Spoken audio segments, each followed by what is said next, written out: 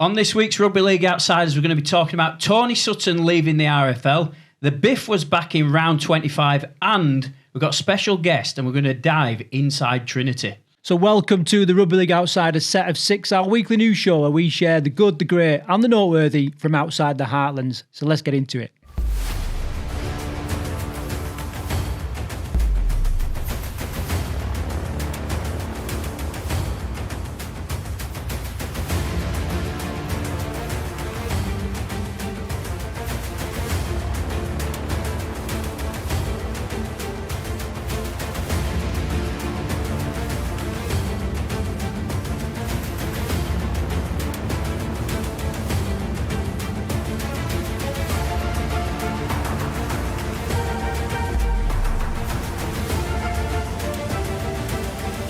Okay, right, let's get into it. Really excited about this. Well, obviously, we've got a guest here in Owen Ward. You can introduce yourself a little bit in a minute, but me and Carl have been keeping an eye on what you've been doing for quite a while, and it's great to put a face to the output, if you like. So welcome to the show. Thank you. Thanks for having me. Do you want to just fill us in? Like, you know, what is your role? Why do you find yourself here today? Yeah, well, I might regret putting my face to the output, to be honest, because sometimes I like to poke a bit of fun in certain directions. But so I'm currently Wakey's content creator. There's all sorts of different terms these days in there. But yeah, content creator, not head of content, but executive, I think, is the correct term. Got started the job in January, just before the season got kicked off, and I've just been trying to churn out as much as I possibly can since that date. And it's been going all right, yeah. But I think there's always a fine line between like churning out as much as you can, but then churning out stuff that is quality. And I think Carl, you might agree, what we think is like the quality that you've been turning out has been exceptional as well. So we're going to talk about that and much more. Carl, are you excited for to be chatting to Owen today? Yeah, I am, because as you just said, I've been keeping an eye on what a lot of stuff that Wakefield do, and I've become a little bit invested into Wakefield Trinity's YouTube channel, to be honest with you, especially the Inside Trinity programmes that go out on a almost weekly basis. It's part of my rugby league viewing for the week, yeah. Right, okay, so let's get into our 6 tackles. Some interesting news stories. Obviously, I've got to say that before we get into it, this show is obviously sponsored by Pavida and Your Club Stash. So if you're looking to upgrade your kit for next season, check it out. First tackle, I just want to talk about this idea of a load of Biff this weekend in Super League. You know, the games that I'm thinking about, obviously there was the massive knockout at the Salford match between Catalan. Hull FC, Hull KR was just riddled with like disgusting assault, as it was termed by some of the pundits. Disgusting assault, depending on which side of the fence you sit on. Well, which side of the river you're on. Yeah, well, yeah, definitely. And some fans, you know, they still like a bit of Biff, don't they? So I thought we'd dive into it and actually, I suppose the talking point here is that there's 2 things in there. We need to make the game safer, obviously, because of head injuries, and we're a lot more educated than we ever used to be regarding concussion protocols and all the rest of it. But have we cleaned the game up too much? Because certainly a lot of the fans found it a little bit exciting this week. Yeah, you're right. I suppose we're the perfect forum here to talk about, you know, is it good for the game? Obviously, you know, hearts out to the players, and hopefully they all make a great recovery, and that's fine. Obviously, that doesn't need to be said. But does it make the game exciting? You only got to look back at some of the clips going viral. So we're certainly getting more eyeballs on the sport. But is it in the right way? Owen, I suppose I'll throw it over to you. Like, what's been your experience of? It's part of what makes the game unique, I think. You wouldn't catch that in most of the televised sports, I think. So there's that. Obviously, safety would come first. But I think even earlier in the season, in Rivals Round 1, I'm pretty sure the marketing was around some of the historic Biff from back in the days. So we all know that it still sells. It's just how you can harness it, or whether or not you just let it happen by itself, because it happens by itself. We see it's going everywhere, isn't it, already? Yeah. And no one's pushed that. And then just sit back and kind of just accept that that's how it's going to be. I don't know because it gets clicks. Yeah, I just touching on what he says then. The Ashes is coming up this year. Yeah. I'm telling you now, the Adrian Morley clip of him knocking out, I can't remember who it was now, in 10 seconds, is on every rugby league Ashes video going at the minute. And as is the Jamie Peacock punch. On Willie Mason and the featuring on podcasts talking about what happened and all the rest of it. So it's one of those things where like the sport is going, yeah, we need to clean up the sport because of head injuries and all the rest of it. However, we don't mind it that much because we're putting it on our promo videos. So, do you know what I mean? It's a difficult one, really. Well, it's a bit like that classic, any news is good news, isn't it? You know what I mean? Even bad news can have a positive effect. Yeah. I suppose what I'm saying is like, where do we draw the line? Like, I personally think that the way, if you look at like the Salford, everyone see the Salford knockout when Frank Maria cleaned out. It was shocking, wasn't it, really? It was shocking. But I think the broadcasters, I think they presented it with respect. It was obviously a horrible incident. And everyone was like, my God, is he breathing? You know? But he weren't like super slow-mo, as much as I'd want to say that, super slow-mo, you know what I mean, close-up of the incident. There were none of that. I think they was quite respectful with it. So I think they got the line right. But there is a potential for it to be going too far over the line. Well, if you look at the Hull derby this week, so was it Jack Ashworth won it, the forearm to Mikey Lewis, which was pretty disgraceful. Let's say it as it was. And we don't want to be seeing loads of that sort of stuff creeping into the game. But at the same time, then when the players all come together and there's the biffing off a little bit and there's the handbags. He hit his handbags, isn't it? But the crowd levels go up at that point, and I might be on phone to somebody. I'll be like, "Oh, it's biffing off at the whole derby." You know what I mean? So we can't completely take it away because actually, it's what makes the sport what it is, I think. Yeah, well, all these things, none of these things are done on logic, are they? They're all done on emotion. And I think when you get these emotionally charged games, I mean, you at Wakey, you had one this weekend, didn't you? Against. I mean, from the inside, I know, with your role, do you ever get the sense that they're pushing a narrative that's going to stir up these emotions? I get the sense that I'm pushing a narrative that'll stir up those emotions. To be honest, that's exactly what I want, without ever encouraging, player assault. Yeah. But I want them to come there like it's everything's riding on that evening kind of thing. And I think that game of the weekend or Friday night showed it. Both teams came meaning it. Cass probably played the best they have all season, and it was a great atmosphere. I was that's my first time at Weldon Road, I will say, but I was blown away by it. It was so good, so raw, so real. That's what I look for. So yeah, it's like traditional rugby league on the outside, and then modern day rugby league on the pitch, isn't it? Yeah. Those old stadiums like that. Yeah, and you don't get an atmosphere. There's not many grounds actually like Cass where you get that kind of atmosphere because the fans are so close to the players, aren't they? It's like you can hear every little bit of abuse that's being shouted at you when you're playing at Cass. Yeah. How do you try and get that atmosphere across through the lens, Owen? I like trying to get close-ups. I always, we all hate the video ref, yeah. But from my perspective, it gives me an opportunity. It's basically telling me, right, there's going to be a reaction over there now. Stick your camera that way, and it says we'll put a timer on screen for when it's going to happen, kind of thing. It's perfect for me because you can literally set it up. It's a steady shot, and everyone goes wild. So that it's a bit of a luxury, really. But yeah, you're right. I mean, I've been there where you're trying to capture a reaction, but because of the speed of the game and the way that things unfold, like you've just got to be the right place, right time, haven't you, to catch a try, catch a certain tackle, a big hit, or whatever.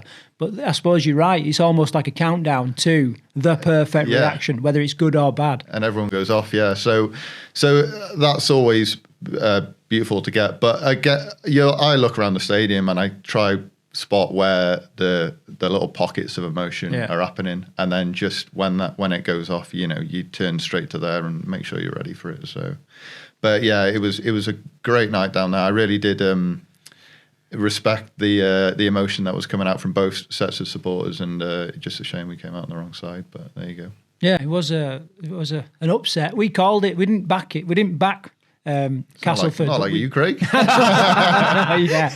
All right, I've got let's get into that, shall we? Forget rivals round. Let's just have a dig at Williams' predictions. So in terms, let's just go back to this thing of like revenue nowadays is clicks and hits, isn't it? Yeah. You know what I mean? In this modern age of like media and alternative media, and each club now needs to have like its own media department. Obviously, sometimes it's just one person. Sometimes they have the luxury of a couple of people and what have you. But in this age, we need those moments, don't we? Yeah. You know. So and it's probably something that we shouldn't be orchestrating. Like you can't go out. No. Days gone by No. where the coach is going, right, Barry Mack, get out there and just take his head off, or Morley. You know, you just talked about that. I think right from the start, he had every intention of putting a big hit in. He got it wrong, and admits he got it wrong. Well, you go back, you look at the Saints Wigan derbies, and every year that clip of Andy Farrell with his bossed open face, like going at Scully, it gets played, doesn't it, every year? So, yeah, I think you're right. I think like obviously dirty challenges and especially forearms to the head kind of need to be stamped out of the game, but. I suppose when emotions ride high, I don't think as a sport we should be so ashamed of showing any of it. That's why there's a rule book, yeah? Like you have a rule book because you anticipate that something might happen, and then there's a law there to deal with it when it does happen. So I don't know why we're all shocked when it does happen, because we know it's going to happen. It's just part of the game, isn't it? So. And what about the players, though? I mean, do you think there's a case for making some players villains? I mean, like Jared Hargreaves, wasn't it? When he arrived on British shores, it was like, right, it's going to be fireworks. I think he's actually held himself, pretty, to a good account this year. I think he's been really well behaved, actually. Yeah. So, but I mean, I think we tried to. I mean, we were all at the Super League launch, and even then they were making, like he's going to spend a lot of time, on the bench through bans and what have you, but. They did a TikTok reel, didn't they? They asked every player who's going to get the most bans. I think. And I think to a man, they all said. I remember, like, I spoke to him briefly at the launch, and like I remember, like, I used to hate him when, like, when he used to play against England. I was like, he's a right dirty so and so. Like, I used to hate him, and then I met him at the launch. I was like, he's such a nice guy. he's just a really nice guy, and. He obviously has too much creatine before he gets on the pitch or something like that. Yeah, but we need to be creating that narrative around these players, and actually we do need villains as much as we need heroes. I mean, someone he's not renowned for like smashing people's face and stuff like that. But a villain is Jake Connor, isn't it? Oh, you look at, what I mean, like everybody loves to hate him. And when he went to Leeds, I was a Leeds fan. So when he come to Leeds, I was like, oh, I'm really torn now. Yeah, because you said the same about him, and like, a really nice guy, I've been told as well off the field.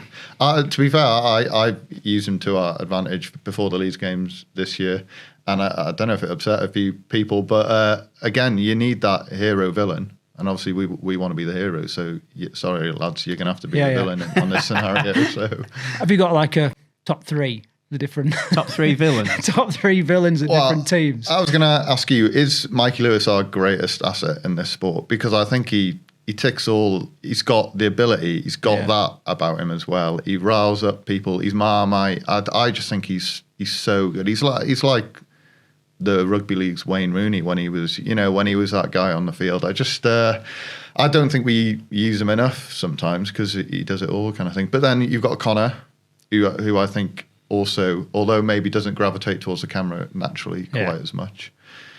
And then he's certainly not as good on the. I'm not saying Michael Lewis is brilliant, like in interview. But he's better than Jake Connor. So I agree with that. Mikey's very quiet though, isn't he? He is. He don't say much when you stick a microphone in front of his face. Well, he always starts crying, doesn't he? He's certainly bubbling away into his emotions. But he plays with so much emotion on the pitch, and he's one of those people who just lets his talking happen on the pitch. Yeah. But stick a microphone in front of his face. Don't say too much, really. Yeah. No, I think you're right. I think he's had like a couple of breakout seasons, where he's elevated himself to the top of the game.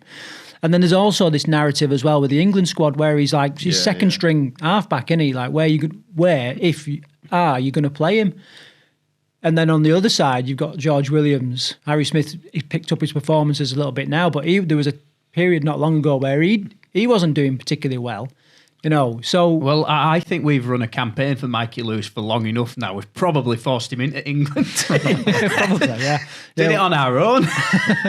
So, no, I think you're right. He's a massive asset. And, if we could have a few more like that, the sport would be in a great place. So what we're saying then, Biff yes or Biff no?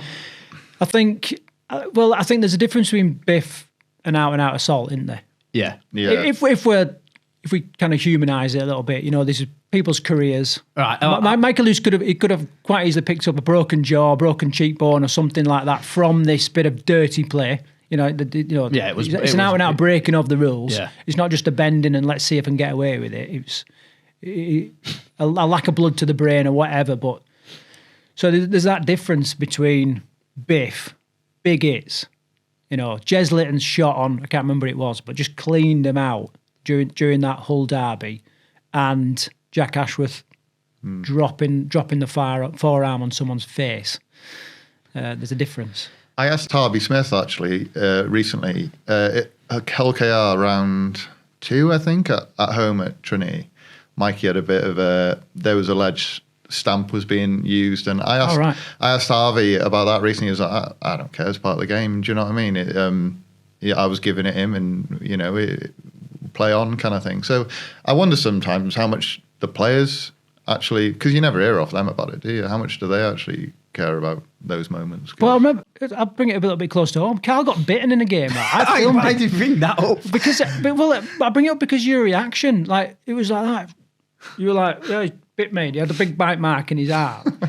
And everyone was like, oh, this is crazy. He's been bitten. And Carl was like that. No, let's get on with it. Go on, get on with the game. You know what I mean? And so yeah, it was probably because I was like keeping him on floor. Exactly.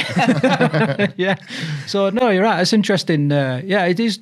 I do wonder what the players think. I mean, what we're getting a lot of now is players behind the ruck, like saying to the ref, get him off, get to the lane on, and calling for those. I think Harry Smith's actually getting pulled into it quite a bit now, to his detriment, I think. But actually, do they expect it? How is Jack Ashworth viewed by the players now? I'm pretty sure they'll use it as a narrative in the next Hull derby, won't they? So, red card for punch. Do you stand by that? Because now we have this melee of like, I don't even know how you describe it. Where the players come together now. There's never a punch thrown, is there? But it's like, the grabbing stuff. It's like scruff of it's like if I grab his shirt. And then I can punch him, but I've got his shirt on me. Yeah, it's like that seems to be like the new sort of trick of the trade these days. It's like, oh no, we're just shirt grabbing. Yeah, it's It's got to be a red for a punch, just because of the kids. I see so many kids there, and you can't promote it. So it has got to be. No matter how much we'll hit replay when we see one, you've got to do it. Yes. Yeah, and I think as long as the players understand that. I mean, some players they throw a punch, don't they? And then they're walking off straight away, knowing what they've done. You know what I mean? Yeah. They're not sort of saying, right, okay, this has been a really interesting, great start to the show already. So with absolutely no conclusion. I think the conclusion is we need it an aspect of it in the sport, but there is a fine line between a bit of Biff that we all love to see, an out assault, as it was termed, by John Wells this weekend, and as long as we can keep players the right side of the line, we're all for it. And actually, in our roles of either, we don't know what you'd call us, a couple of fans, I suppose, and a media representative at a club, we need it to get eyeballs on the game, don't we? Yeah. Tells a story. Well, it's like you said, Owen, the sport's renowned for it. This is the one thing we've got over football. Like, football is, these players, they spend 90 minutes pretending they're hurt, and we've got all these players that spend 80 minutes pretending they're not hurt. Yeah. You know what I mean? It's a big difference. There's no mitigation in a punch as well, is there? No, he stepped into it. Yeah. Man, don't even get me started on that word, mitigation. Yeah. Jesus.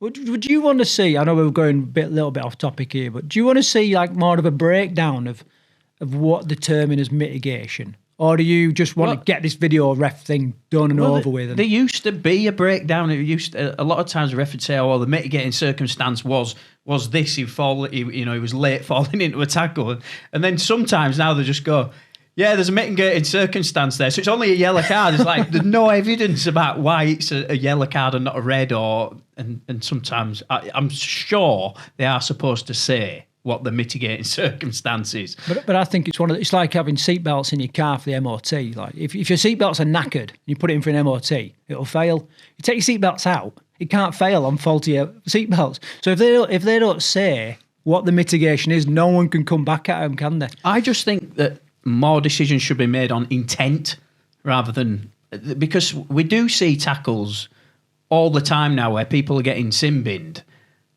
and it's completely accidental, and yet that we're getting like yellows and red cards for it. Rugby league is such a quick game. I think if you don't intend to take somebody's head off, I think there should be a bit more emphasis on that. Yeah. Well, we had rain for the first time at Trin the other week for Giants, and Mason went off for a yellow, but the lad slipped. Like both his feet went as Mason went in. Yeah, I remember that. And like, do you know? Sorry to interrupt you, but go ahead. It was bad contact. Yeah, but in terms of the mitigation, he slipped. Yeah, you know what I mean. Yeah. And it was quick when it was within seconds. But that's a biased perspective, obviously. I would always back him. But yeah. But in the moment, you just felt like, wow, what's he supposed to do? But yeah. And they've also they've got to look at the context of the player that's involved. Like Mason Lino, he's not a dirty player, is he? No. He's not renowned for being, you know. And if it were Gareth Hock, he'd just go, red card, off you go. Right? Yeah, we've been caught, wouldn't he? We're on the pitch. Right, let's move on. I just want to do a little announcement before I move on to the next tackle, and that is the Rob Burrow documentary is been nominated, hasn't it, for authored documentary for the National TV Awards. It'd be great if everybody watching this can just click on that in terms of getting some eyeballs on the sport, and let's vote that up. And so if you haven't voted yet, what are you doing? Let's get behind it. You voted, Craig? Yes, I have. Yeah, I voted last week. All right. It's quite easy to do because sometimes these nomination things are a nightmare, aren't they? But remember, so you click through authored documentary, you'll see it, and let's get that. A vote for Rugby League. Yeah, exactly what it is.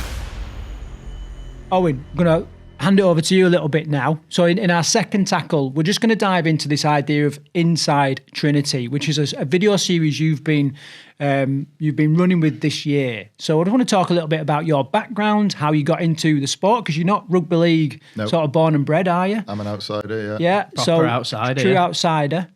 You found yourself in professional sport in a media context, and so there's loads there for us to hear about, but also like your bigger aims with these video series and what you're trying to do. Yeah. And we're going to come back to this, and Owen's going to give his top tips for community clubs in terms of their media and what they can do. So no pressure on that. It's basically like we didn't have just many do our ideas, job. so yeah, just do our job to you, for Owen.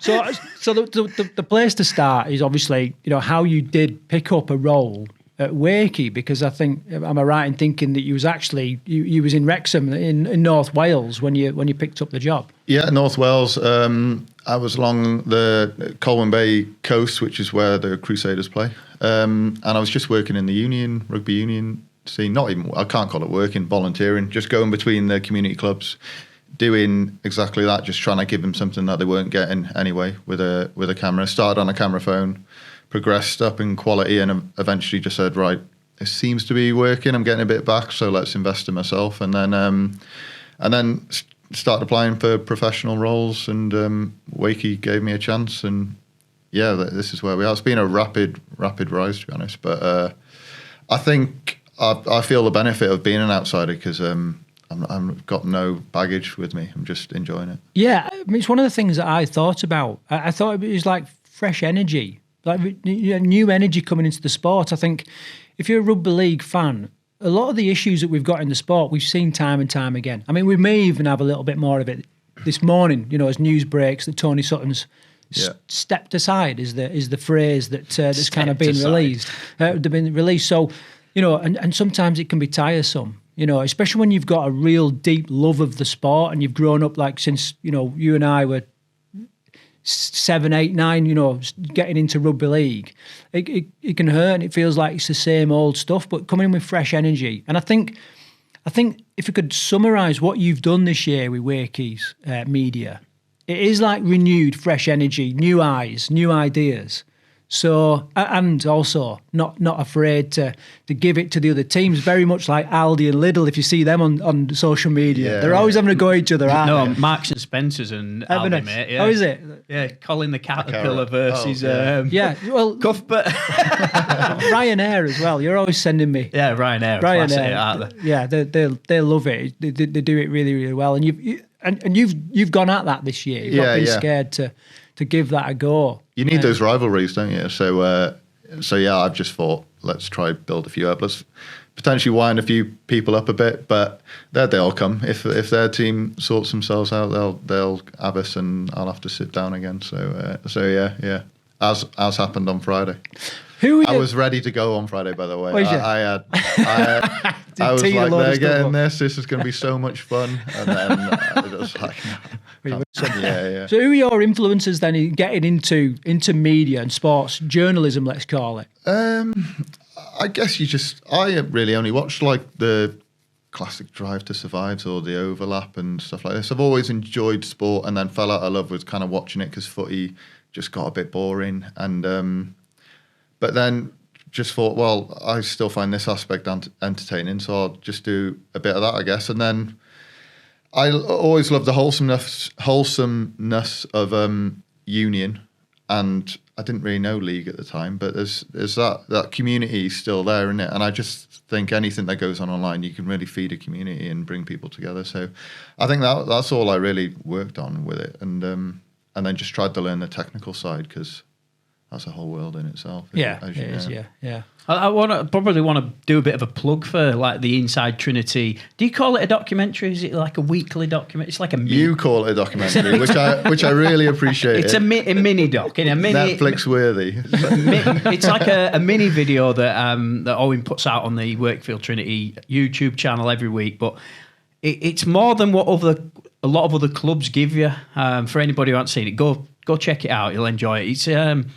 It's a real inside look at the players, the behind the scenes, everything that goes on, and it's put together in a professional way, really. And I don't think there's enough clubs doing that sort of media. No, I think that's why it stood out. But I think a lot of this boils down to like resources, doesn't it? And therefore, you know, what I think you do really well, Owen, is, well, I don't know if it's a good thing or a bad thing, but you throw much more than your allotted hours at this project, don't you? And not everybody can do that because they're juggling so many different things. I'm interested in, what was your pitch to Wakey to pick up the role? Like, what did you go with like a? This is my vision before I even got the role. Yeah. I think that when they first brought me in, they were predominantly thinking TikTok. Let's grow on TikTok. We just need someone in to come to do short reels and stuff like that, which is very achievable for one guy. And then I just wanted to do more, and it's such a cool environment, and I felt pretty lucky to be around a sports environment like that with all these personalities, and so many people don't see it. So I was like, I just want to do more. And then we were at a pre-season training at Hemsworth, a ground we used just to train on. Cam Scott was injured and he was on the side, and I was like, Cam, I want to do this, mate, but I only know you 2 weeks, and it's going to take a bit of trust from you lot. And he just said, just start doing it, mate, and I'm sure we'll all enjoy it. And I didn't know what it was going to be at that point. So I walked down the line and I spoke to Renner Fatoni. I said, Renz, can you just tell us where we are, mate? And just, what stage of the season and how the boys are feeling. He told me, and it's just gone from there, really. And that first episode did well. The views probably trended down a little bit just because of viewers fatigue or something. Yeah. But yeah, it's been a real popular one. And that, Liam Hood's been here 4 years now, I think. I don't think fans truly thought they knew him. Yeah. They just knew him, what he could do on the pitch. And now people are saying don't let him go because he's so funny. And do you know, Imagine that. Yeah. Walking in to negotiate a new contract with Darryl Powell. Yeah, you've got to keep me, mate. Like, I'm a TikTok star. Funny as hell. Yeah, we've also featured on there, haven't we, Craig? We have, yeah. Yeah. A couple of times. On the old radio. I like that little feature, mate. Yeah, fans seem to like that. That was at the start of the year. Darryl was like on the underdog card, and I thought, right, I'll feed into this then. Who's talking us down here? And Mr. Williams over here. Naturally, though, everyone was. Do you know what I mean? There was so much out there, so I thought I'd go for it. There was one podcast that said, I don't see us winning any of these first four. Wakey winning any of their first 4 games. So we won two of them. We won 2 of them. I was like, right, have that. Yeah. Well, yeah, I mean, you talk about like funny. One person that's not renowned for being funny is Darryl Powell. Like, how's it been kind of capturing him? And also, 2 parts to this. Is there players that you love working with and players that are just like terrible at it? That wouldn't mind us saying. So, Darryl, for starters, I met him on Boxing Day when we had the Wetherby Whaler charity match with Leeds. Best name ever for a derby fixture. Yeah, there's a promo for him there, isn't there? I was introduced, shook his hand. He was very stern, and I was like, right, okay, what have I got here? And then ever since, he's not once questioned what I'm up to. He really sees the value in it. I put the first one out, and he came over to me and he said, because I didn't tell him, probably should have, and he came over to me and he said, it's really good that, mate, but can you just let me see it first so that I'm good with it? My response would have been, who's head of media here and who's head of coaching team? Yeah, can I check Back the team in your sheet? box, mate. Can I have a look at the team sheet before you put it out? Sure, that'll go down well. But I've sent it him every week, and I think there was once where he said, just whip that out, because we had a big game and maybe it didn't quite fit into what. But otherwise, he's always just said, no news is good news, mate, carry on. So he's been class, really class. Well, I suppose you built up some trust there, haven't you? Albeit rapidly. You know, I think if you went in there and you were just throwing people under the bus and all that kind of stuff, and then, you know, getting too personal and crossing that line, then it'd have been very different. But do you think most clubs now understand the benefit of having... You'd like to think so, wouldn't you? Yeah. It's just... And especially with the... I don't know if we would... but IMG, especially with that, it's you're told it's important to do it. So I think he certainly, anyway, and everyone around the club have been really supportive throughout it all, yeah. So the second part then, the players that you love to record, and you mentioned Liam Hood, and then players that are just have a nightmare with it, just like no point trying to talk to them. Well, I was so nervous at the start of the year. I was just like, anyone to give me anything, I was like, thank God, like, let's gravitate towards them. So Tom got a load of the camera, Johnston. Well, he loves the camera, doesn't he? He's just really open with it, and I think he wants to promote his profile, and, you know, for whatever reasons, and like I'm good with that. That's what I want. I'd have them all like that. Hoodie's just funny, and again, he's been around long enough that no one's going to question what he's up to. He's just he's one of a kind, man. And then Caius came over, and I don't know if the overseas lads, just because they all do it so much better, don't they? The NRL, well, like everything, but some of their media documentary styles are just quality. Yeah, that I don't know, when they come over, they're just a bit more accustomed to it, kind of thing. So yeah, he was. But also, he's just been out and about doing. Yeah, but they've probably got like 10 of you, mate. Yeah, well, yeah. 10 of you, 10 cameras that probably cost.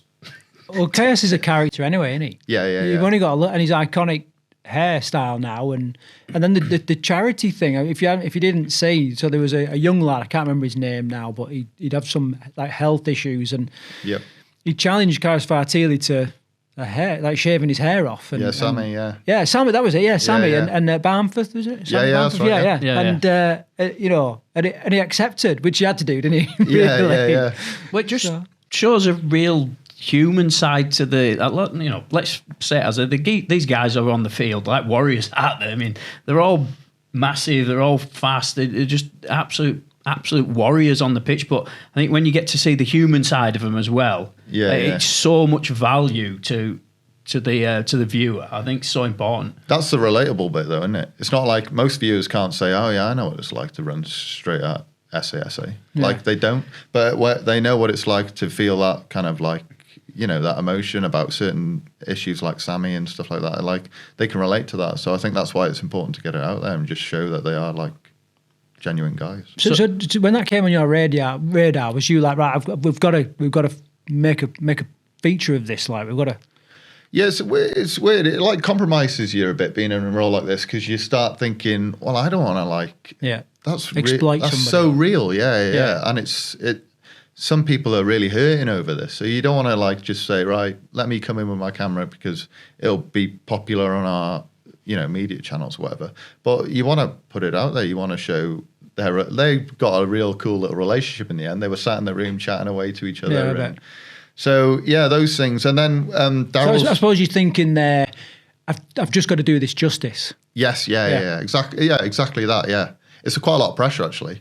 I felt the same when I was on the pitch for the Rob Burrow game with Wakey, the first anniversary. Yeah. Man, when they were lining up and they were all coming out and the flags were everywhere, man, it really got to me. I was like, this a lot of pressure here. Get this right, don't. And in the editing, then you sat there editing it back. I had to take time out and like watch it again because it was incredible. They did it so well, and that's what you want to do it justice and do it as good as you can do, I guess. So yeah, we did the same with Clarky Boy and Daryl. Brought his grandson out onto the pitch whilst he's been fighting cancer this year, and he's recently, this weekend I think, got the bell to ring. And oh, really? Oh, nice. But yeah, you want those moments, and you want to show those moments because they're just so special, aren't they? So yeah. I think Wakefield, you've been quite lucky this year, haven't you? You've gone into a media role, and actually everything's going right at Trinity. The stadium's looking incredible. The team that Daryl's assembled is playing some really good rugby. You've gone from like. Well, even the owner is, you know, Matt Ellis, he's a character and really backs that club. He made a huge difference. So you've had loads of positives to work with, but you know, how do you feel about those moments where actually you've just lost to Castleford? How do, you know? Well, take us to that moment. Yeah, you know, this is brilliant. So, as a neutral, I suppose it's easy for me to what say. Neutral? You're not fucking neutral. Of course I am. You're not neutral. I want to see players smashing the changing rooms up and like arguing with each other, or in just the I want to see the negative emotions as much as the positive emotions. So how do you feel about like shooting that sort of stuff? And is there any? Do the club advise you not to? Or we haven't had any discussion really. I think I just took it on myself initially to give, because I'm a representative of the club, and I genuinely want the boys to win every time they run out. I just feel like they deserve some. Those changing rooms, you've been in them, sacred places, changing rooms, aren't they? Yeah. So you've really got to tread carefully around them, and I think just because I am a Wakey rep, I've given them the spaces in the moments that really sucked.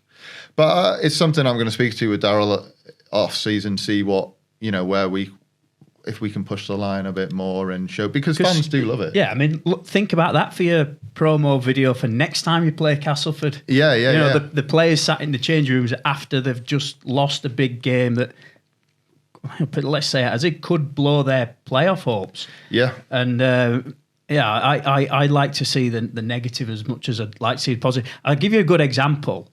The Spirit of the Rhino.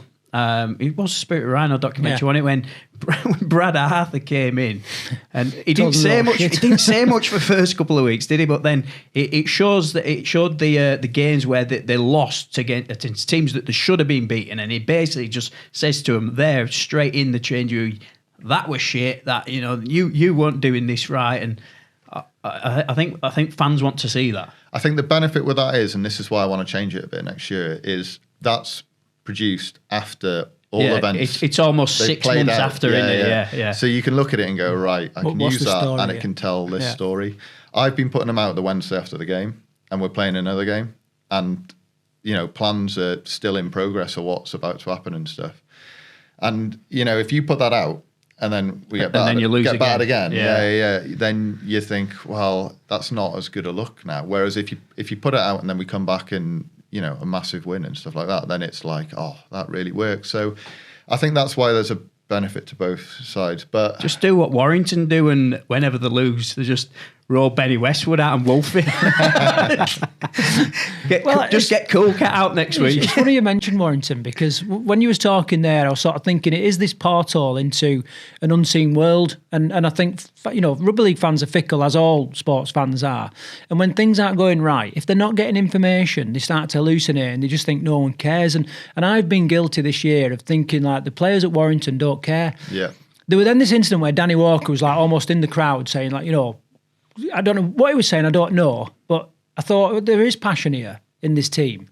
We just haven't been allowed to see it. And the same token, the RFL have been guilty of not giving us enough information, enough as an insight. So I think it's really important what you're doing. I think the fans need it, and I think I agree. Probably part of the success you've had with the media is providing that warts and all coverage, good or bad. I mean, you've had lots of good, and because we're no longer hallucinating now. We know the true story of how passionate these players are, and that they are putting everything on the line. The NFL do it really well. Well, UFC do it well, don't they? The NFL, you see the coaches' team talk every week after a game, win or lose. There's cameras in the changing rooms. Like the players can't escape it. The media is on them 24/7. I do think we hide it a little bit in rugby league, but it's getting better. Certainly with stuff like that, it's certainly getting better. It's an area to grow in it for sure. But back to I have had it good with Wakey this year, really good, like you say. But I think that's just the nature of where the whole club's at the minute. They all seem to be on this mission of just getting everything to be the absolute best, and you've either got to go with it or go elsewhere, kind of thing. So it's just a good place to be right now. Yeah, I remember someone saying to me once, right, I'll put it into context of Wakey. There's a Wakey train leaving the station. You're either on it or you're not. Yeah. And it's like. Yeah, the transformation at Wakefield over just the last 2 years has been massive. Like I used to slate Wakey, didn't I? Big time. At one point. This is what I'm saying. I'm impartial about what? No, no. Like I'll go back into the archive. Yeah, like a few years ago, it was like I didn't want to go to the ground because it was an awful viewing experience. The team were not doing much on the field. There was nothing positive about it, and like it just shows you what somebody with a vision like Matt Ellis coming in can do to a club, and it almost gives you that feeling that with the right passion and the right ideas, any Super League, any rugby league club can be completely turned around. Because I didn't see what's come for Wakefield over the last couple of years. Well, I think there's another aspect to that, and that's trust at all levels. Because obviously, you've not been overprescribed as to or overmanaged as to what you can do and what you can deliver. They've just gone, right, okay, let's just trust this guy. Just give him a go. Let's see what he comes back with. And you've put a lot into that. And you probably say the same to lots of other aspects of the Wakey setup now. Whereas you look at some other teams, I won't say anybody, for fear of crossing the line or whatever, but there are some teams that appear to be micromanaged, and that creative spark, whatever, is just not allowed. Another good example is Terry at Lee Leopards. I don't know if you've had any dealings with him, but I mean, he's certainly, he's going out the way with the old greatest show in Super League type stuff that we had a bit of an insight to. So yeah, they're doing a great job there.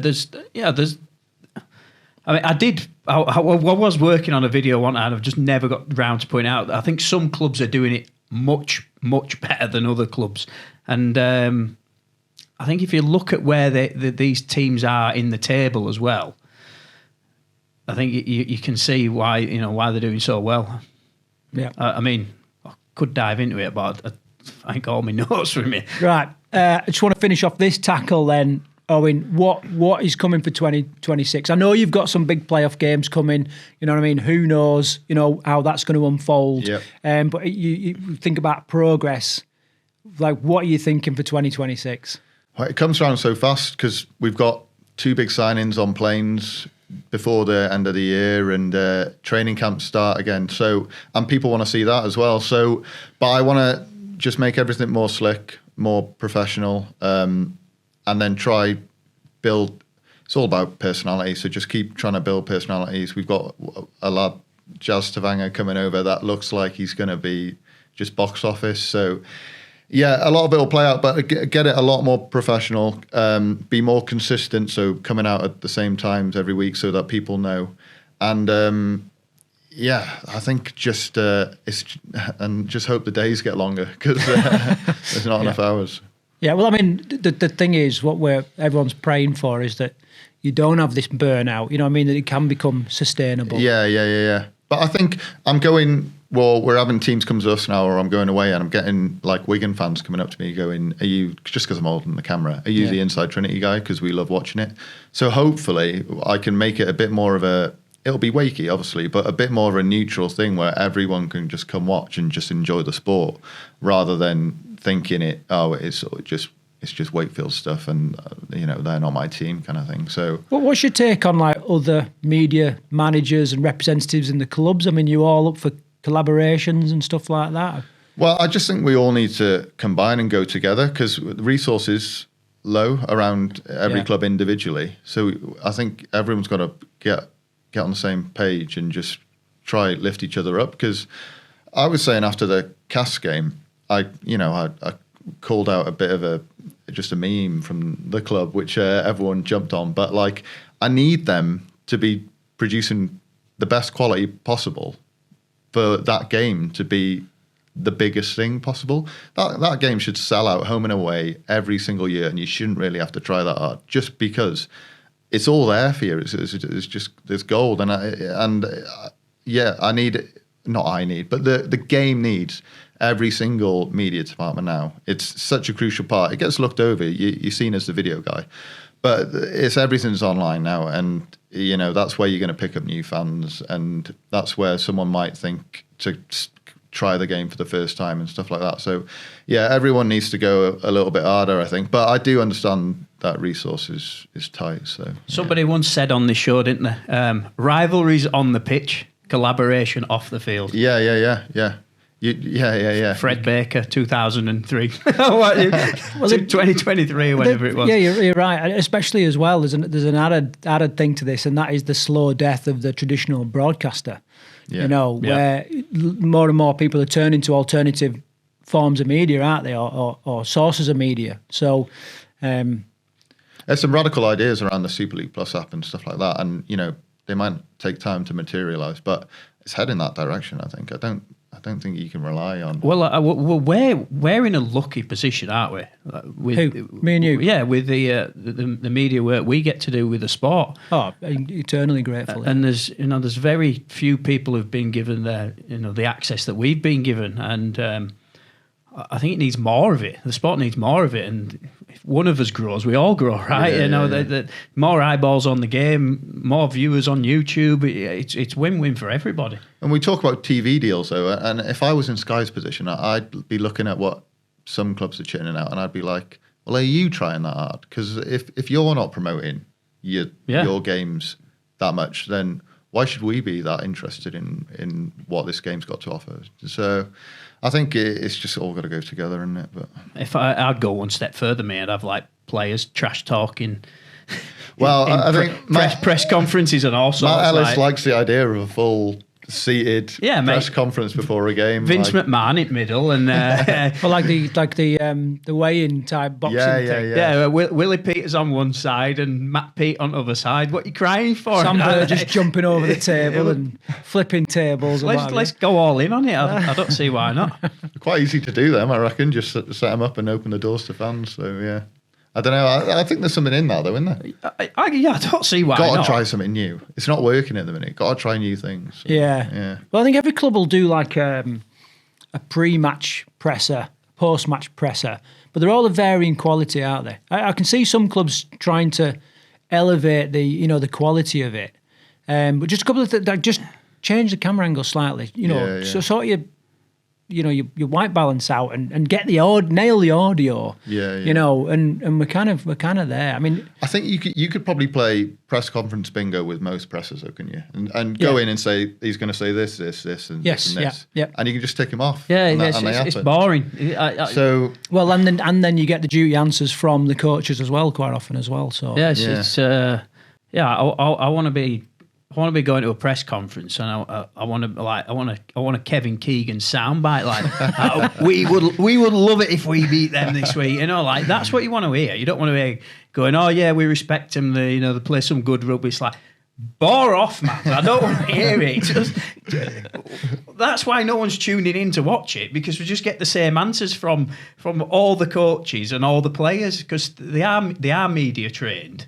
Stir it up a little bit. Let's have a bit of fire, and that'd gain some interest. Yeah. Right. Okay. We're going to put it out to you lot. So, what's your take on this? And have you seen the Inside Trinity? Let's call them documentaries yet. And if not, why not go and check them out and encourage your club. Get on the back of your club if you don't think they're pushing out the right quality and quantity of media.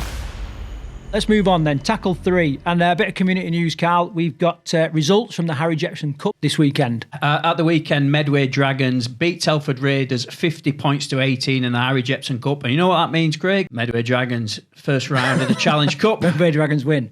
No, Medway, they will be in the first round of the Challenge Cup next year. So congratulations to them. Few people we know from that setup, Martin Coyd, Tom Coyd, Joe, the Coyd family are all heavily involved in Medway Dragons. So congratulations to them. Big win over Telford Raiders, and all the best in the Challenge Cup next year. Yeah, and I'm thinking, whilst we're on this community news, obviously the clubs, just similar to Super League, obviously just at a slightly different level, they still have a need to be pushing out like media content and across different platforms. And Owen, whilst you're here, let's just rinse you for every bit of information you've got. Yeah. What would a few tips for these clubs to improve their media, or even get started with their media if they're not doing anything yet? Like, what would you say?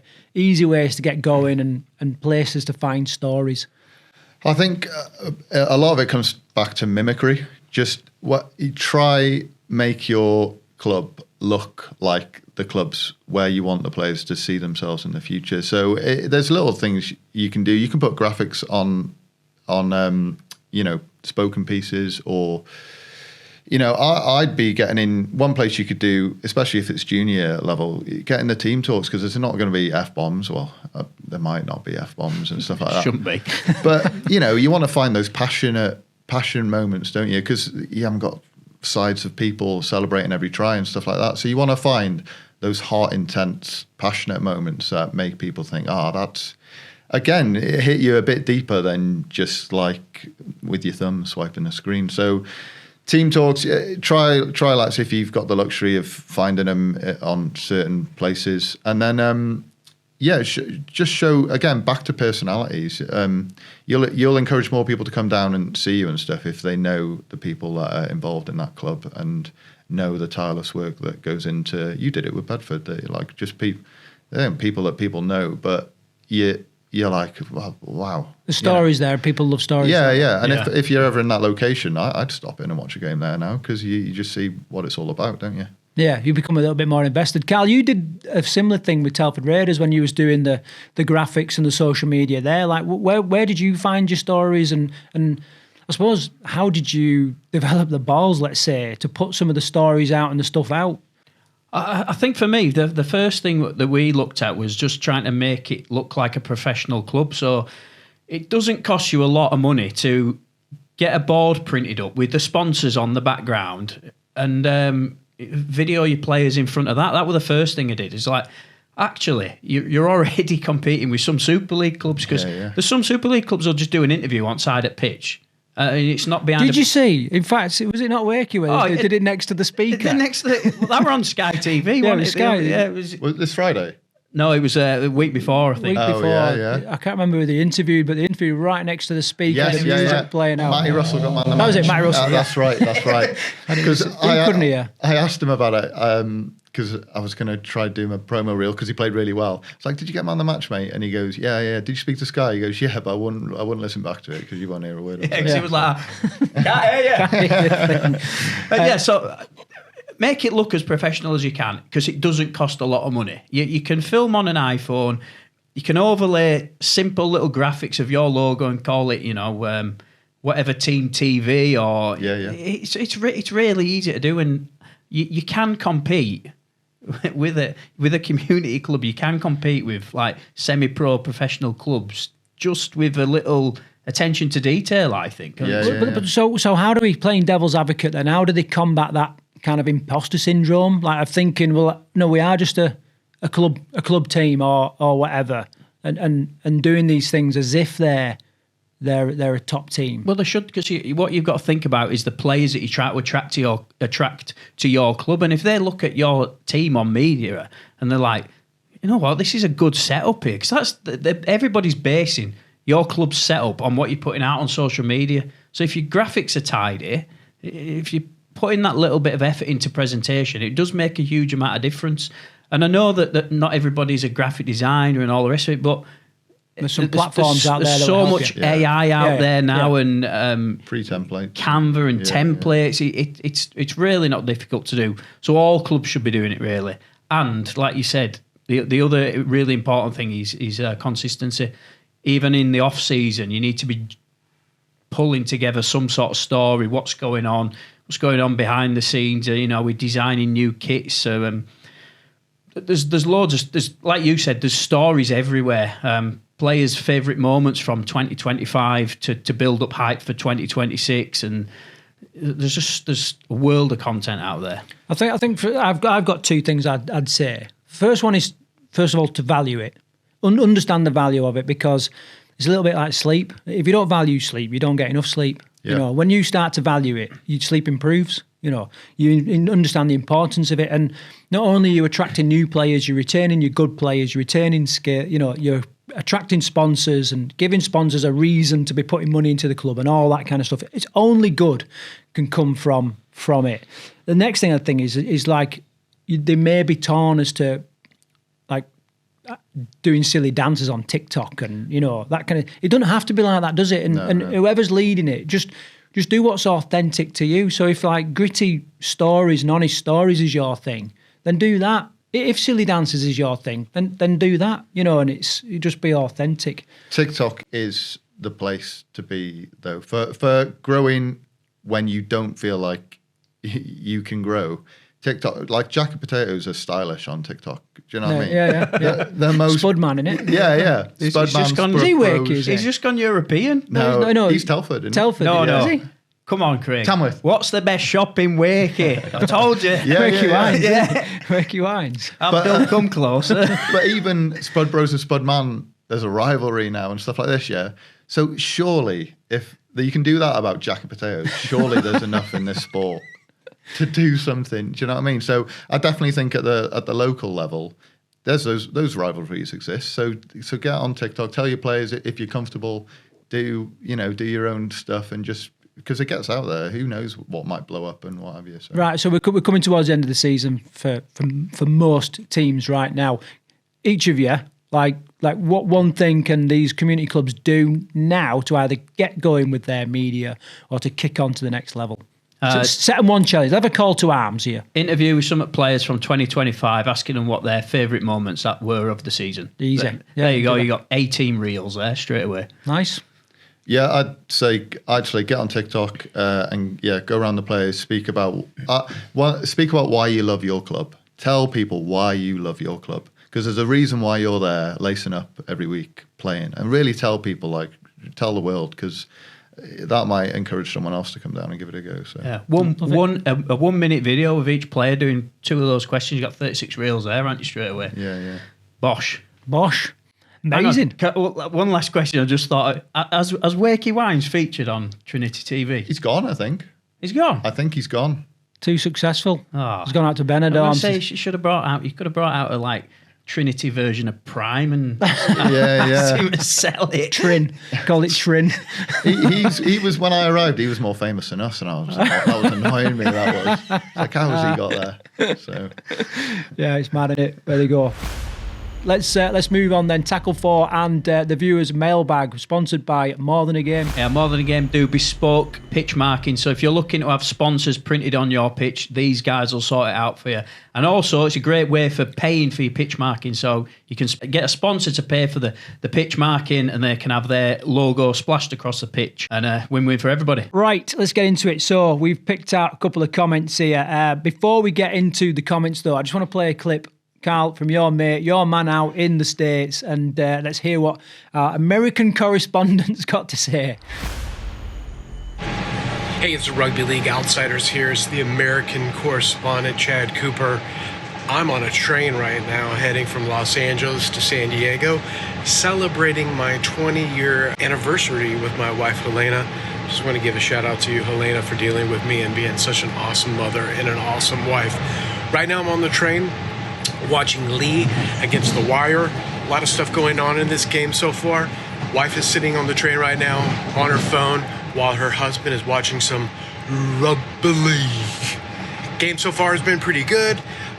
Stephen Ratchford, last game, started his career with Salford for the first 4 years, been with the Wire for the last 13. Had a chance to sit down with him when I was in Vegas. We were in this Irish pub in one of the casinos. Good dude. Also sat next to his brother when Penrith played that last game. Also another good dude. Wire, no Matty Ashton. You know, he's been out for a while. No George Williams. And then obviously no Vonnie. No Vonnie. No Paul Vaughan. Yeah, they're looking a little bit anemic today in this game. Lee sitting in 4th place so far with the Saints totally on their ass. Really disappointed so far in this Lee team. They're totally stacked. They got players coming back. And, with this playoff race being so short, I expected them to hit the gas, and they haven't. With Adrian Lamb right now, if I'm in the sheds, I'm going to be ripping the hell out of him. So far, it's halftime. It's 0 to Wire and 10 to Lee. Yeah, I just want to give a shout out to everybody out there. Big game for the Wire, man. We're going to see how they treat Sam Burgess. If I were the Wire, give him one more year. Other than that, man, just want to say what's up on a train from LA to San Diego. Give a shout out to our boys at Rugby League Outsiders. Just a bit of context, he just took it upon himself. He was taking his wife off for an anniversary trip to Vegas and San Diego. Oh, San Diego, yeah. And decided he'd do a little update for the Rugby League Outsiders. I suppose this is an indication of like where your footage could end up. You know, there's a reason why someone out in America has been inspired to become a Rugby League fan, isn't there? Well, yeah, that's Chad. He's been following our channel for a couple of years now, and he always comments. And mate, this guy knows Rugby League rivalries like you wouldn't believe. Like between all the towns, he knows his Rugby League inside out. And doesn't it just hit differently when Americans say it's 0 to 12 and totally stacked in the totally sheds, riding his ass. I think we need some American commentators. That'll mix it up. My funniest, I've got a couple of funny American stories, right? But there's one that always sticks in my mind. I remember we used to do this exchange where we'd go across to like California, right, and do these like amazing exercise, all the different weapon systems and vehicles and helicopters and all sorts of it was immense, all the kit. And then they'd come to like the west coast of Scotland to get eaten by midges, you know what I mean? And just like shocking weather, mountain training where it's just miserable all the time. And I remember we were doing this like nighttime patrol, and everyone had like a number of Americans embedded in their patrol. And we give like the big machine gun, we'll call it. I wouldn't call it that in military terms, but let's say the big machine gun, give it to America, right? You carry that just to really stitch them up. Set off at night time, right? Patrolling for a couple of hours. And then, this is a third-hand story, by the way. It's not my story. Right, yeah. Yeah. So, and the story goes like the Brit in front of the American, like, turns around and is like, mate, where's the machine gun? Right? And this American goes, man, that thing was kicking my ass. I've left it back in the truck. Right? So whether it was true or not, I don't know. But you know what I mean? It's like the idea of leaving a machine gun in the back of the van. Anyway, that's my little segue there. It definitely hits different with Americans. We have got a little. There's a little side story going on here. So Chad is a Wakefield Trinity fan. The only Wakefield Trinity fan in LA, I reckon. I could be wrong about that, but he's a massive Wakefield Trinity fan. I met him at Vegas. He's asked me, "Can you send me a hat over?" Owen's kindly brought us a Trin hat, so I'll stick it on. Actually, I hope none of my Bradford fans watch this. Oh yeah. Didn't think that through, did I? Yeah. So this hat is going to make its way to LA. And I think we set him a little task. Well, what we're saying, get him to wear the hat in some iconic place in the state. Yeah. What are we saying? In front of the W and the Hollywood sign. Yeah. Can you get that close to it? I don't know. Maybe not. I don't think you can get mega close, but you can get close enough, I reckon, to be pointing to the W. Yeah. Or maybe or the wood, maybe. There's got to be a connection there, aren't there? Yeah. Wakey Wood. No, Sam Wood. Right. So the hat's making its way to LA, and we'll expect an update from Chad in a couple of weeks. But it would need him to make it as American as he can. Right. I don't know how he does that. But, dressed as Uncle Sam. Uncle Sam, massive cigar. It's going to be brilliant. Challenge has been set. Right, let's get into some of these comments then. Right, first of all, Andrew Burkitt. All right, old Burko. You know Burko, don't you? Dog. Yeah, Burke Dog, yeah. Guys, think you can discuss next week what a detrimental effect having no relegation has on the end of the season. In my view, Cass, Huddersfield, Catalan and even Wyre are just going through the motions and it's creating some really poor contests. Why do these teams not play for pride? I don't see this on the Premier League where teams are already relegated. It's ironic that Salford play with more pride when they may not even exist next year.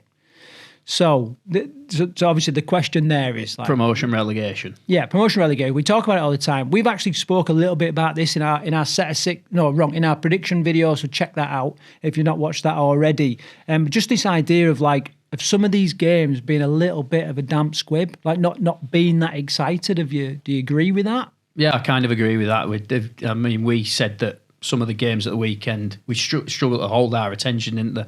And I do agree. So maybe I don't think we should have promotion and relegation, though. I've made my ideas clear on that before. I think clubs needed to be held in higher regard more than just what was going on the pitch. And so for that reason, I don't think we should have promotion and relegation. However, you are right. There needs to be more jeopardy, doesn't there, regarding these games. So maybe IMG grading points, there's a bit more emphasis on it, on where you're finishing the table. I think that'd make a difference. But I don't think that encourages pride, though, does it?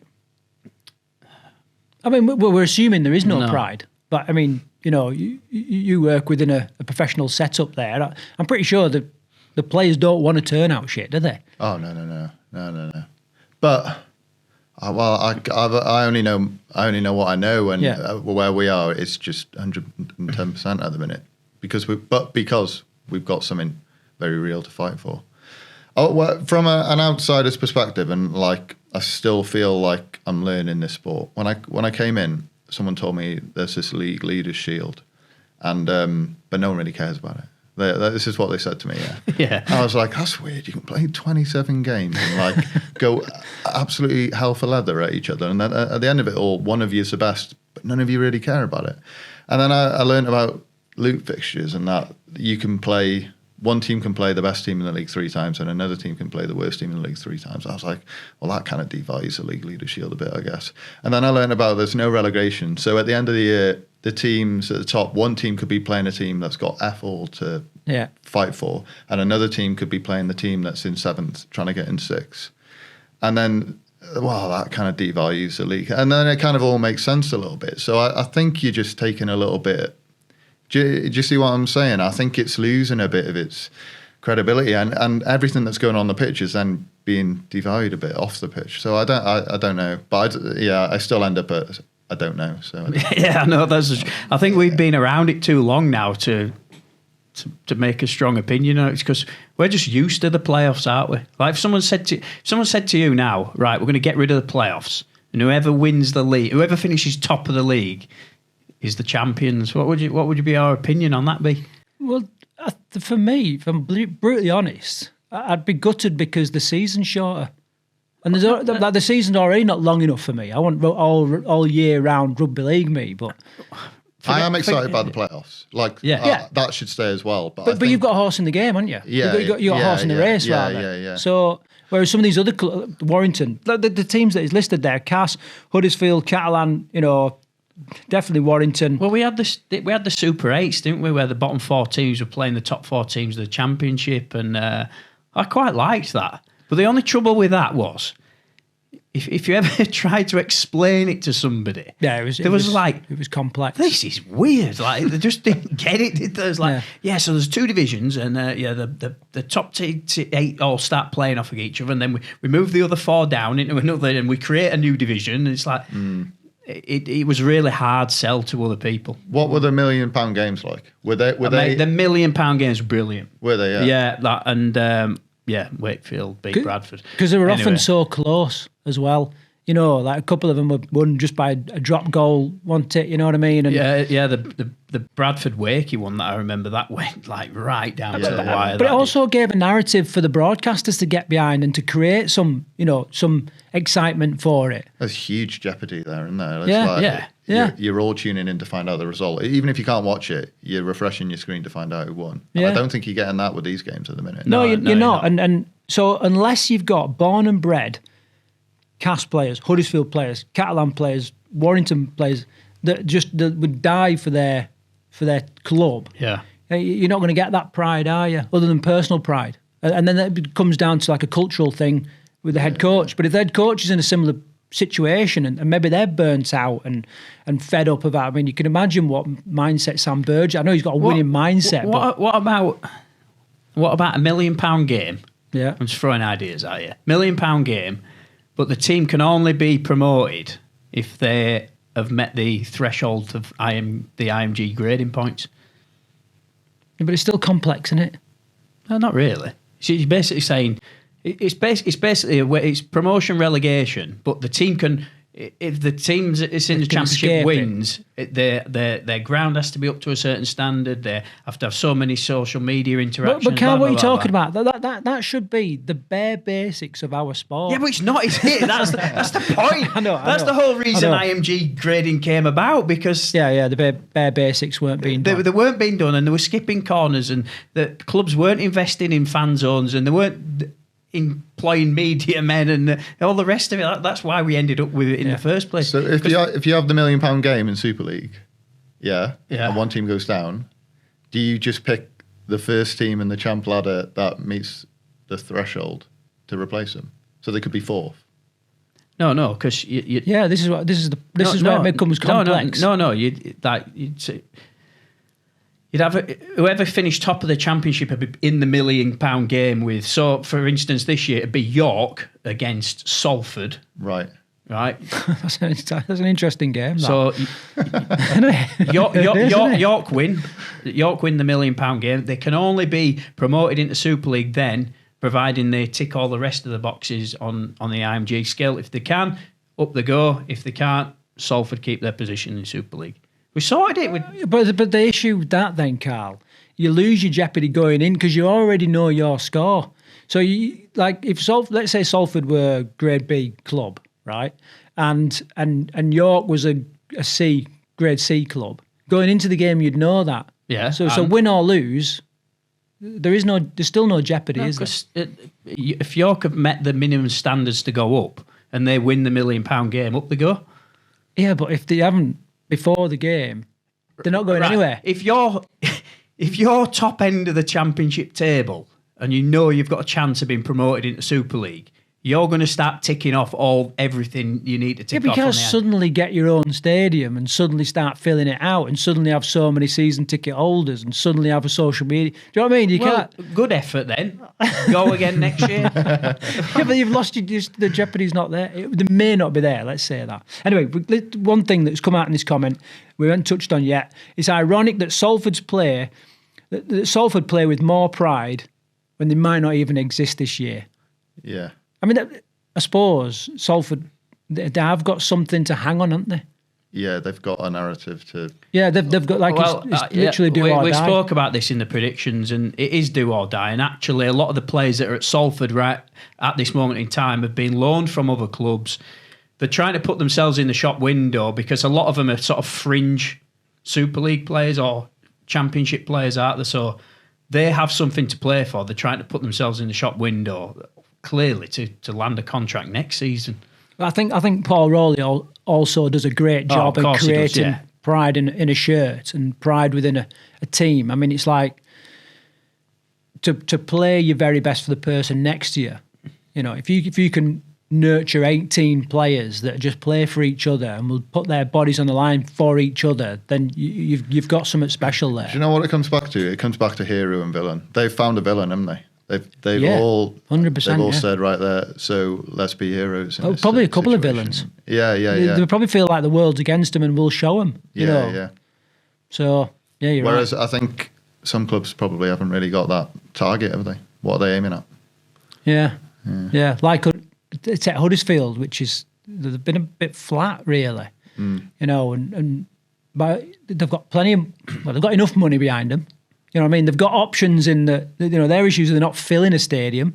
You know, you look at some of other clubs and they haven't got enough space. You know, for all their intention might be to sell more tickets. They ain't got any space to sell more tickets. They've got the chance to move into another stadium, building their own stadium, whatever. The world's at their feet, but yet it's all a bit flat. Huddersfield's IMG grade is going to be really interesting next year. If they stay up this year, so they're going to be at Halifax, aren't they, for a year? It won't even be their stadium, so... Well, the McAlpine's not there. No, it's not the McAlpine anymore, is it? But it's not been a McAlpine for years. No, I still call it the McAlpine. It's called the Aku Stadium, I think. Stadium, yeah. Right. Great. Anyway, Burko, great comment. Right, let's move on then. Dave Collier, old Davo. Great content as ever. However, regarding the comments by Mrs. Peach, come on, Craig, get with the programme, lad. She is calling into doubt the integrity of a match official. So he's obviously talking about the Sinead Peach saying, which one are you sleeping with? A word similar to that. Shagging. And I was like, is it a red card? I don't know. I was taken back a little bit. Well, obviously, what the comments are saying here, I got it wrong. Everybody disagreed with you, mate. She questioned the integrity of a match official. Off. But don't we all, though? Don't we all? I know we're not on the pitch. I've got an exemplary disciplinary record. More cards than Father Christmas.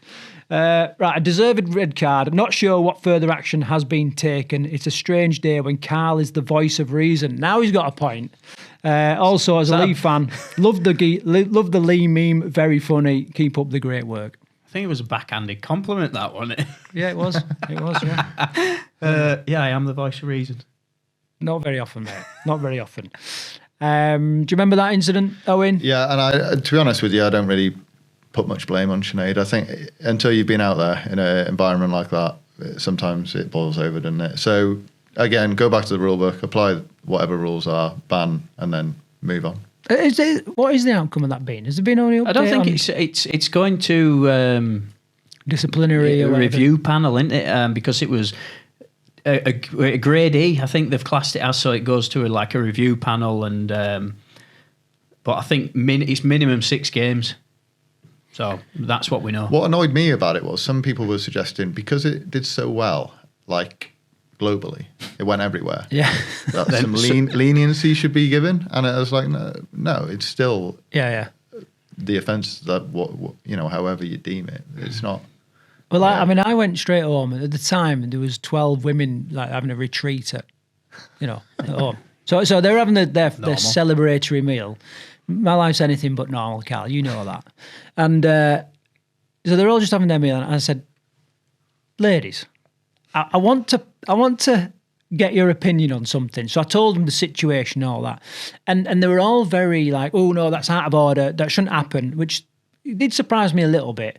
And apart from one who sort of said, "Well, I think the referee handled it badly," and I think the referee, it shouldn't have really repeated what she'd said. Yeah. No, and that almost made it worse. And I was like, well, no, that's like a tree falling down in the forest, and just because you don't hear it, it doesn't do any damage or all like that. It's begs the question how often it happens, and we never do hear about it. Yeah.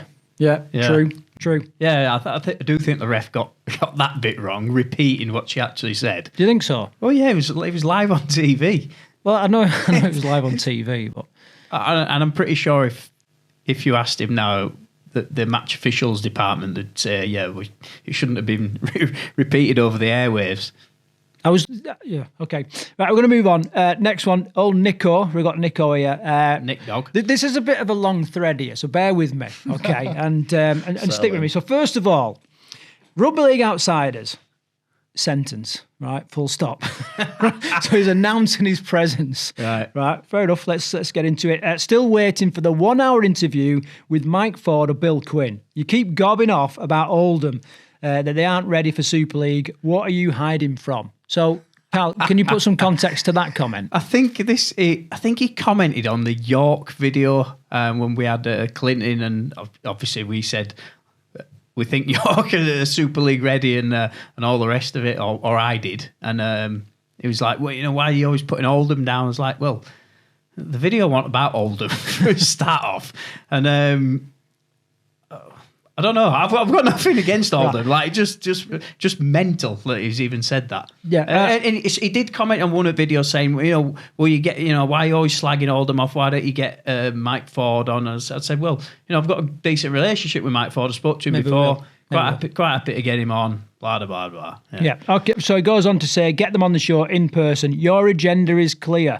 Your opinion has no value until you've heard the other side of the argument. Then others might take your opinion seriously. Do the decent thing. Get them on. Right. So there's a little task for you there, Carl. Well, they're in, actually, because York reached out to us and really wanted to come on the show. So if anybody wants to come on the show, quite happy to reach out to us. I do this on a voluntary basis. I can't spend all my week doing Rugby League Outsiders admin. So it says here, stop avoiding the issue I raised. It's damaging your credibility as impartial commentators. I saw that interview. They responded to a critique after they never mentioned Oldham is in the race to join Super League. A few plastic plants and some uplighting in your little room do not give the gravitas to promote the sport, Carl.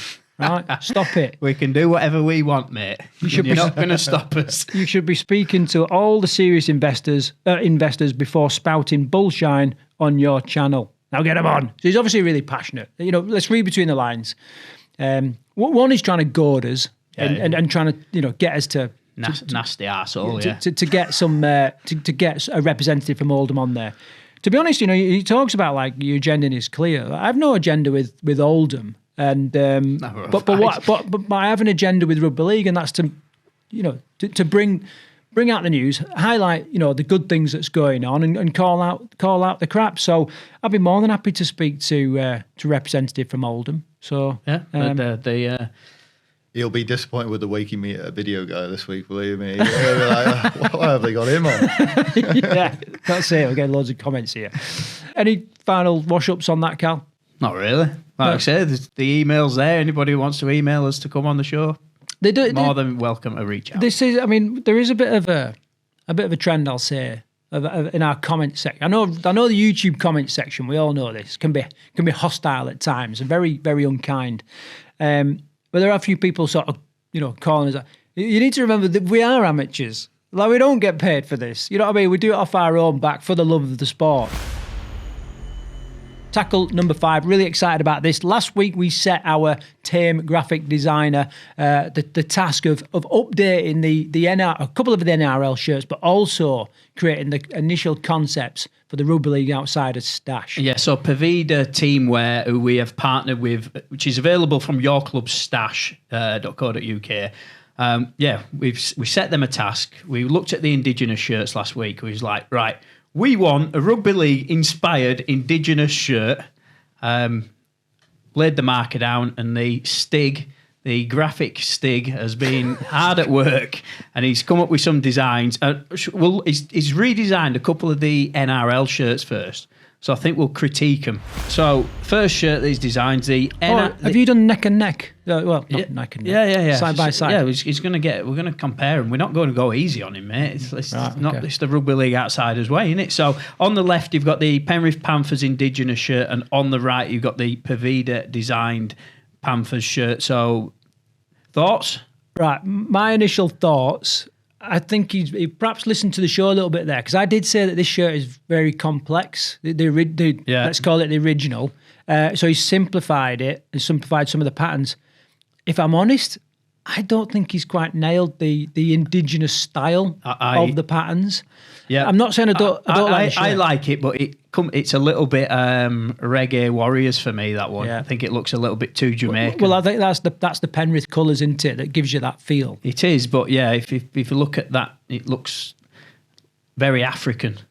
Right. I mean, I like the big black panel. I like the trim across the shoulders. Not sure it works on the sleeves. What are we doing? Who's scoring it? No, we don't need to score it. We'll just go through. Yeah. So Owen, right. hang on a minute. Owen, what's your... sorry, yeah. That was my thoughts? favourite last week. The original was I like that one. I don't know why. Maybe it was the black in it. But so yeah, I think it would have been hard to turn me away from the original. I think that is a very strong Panthers shirt in it, the original last from last week. Right. Going to Brisbane Broncos then, right? So the Broncos Indigenous shirt on the left, the newly designed Pavida version on the right. I really like the new design that it's come up with on this one. I like the colour scheme, although I did like the original Broncos one. So for me, these two are neck and neck with each other. Right. It's very cosmic design, isn't it? It looks very planetary and you know. And I do like it. I think it's better than the original. I didn't really like the lizard scaly bits on the Broncos shirt. I don't think they quite got it right. So I prefer the Pavida one. Yeah, I like that. I like the symmetry in it, straight down the middle there. Probably makes the lads look a bit bigger whilst they're wearing it, I'd imagine. They'll love that. V's, you need V's for that, don't you? So it is. Right, this. So here we got the Dolphins, which Craig loves the Dolphins shirts.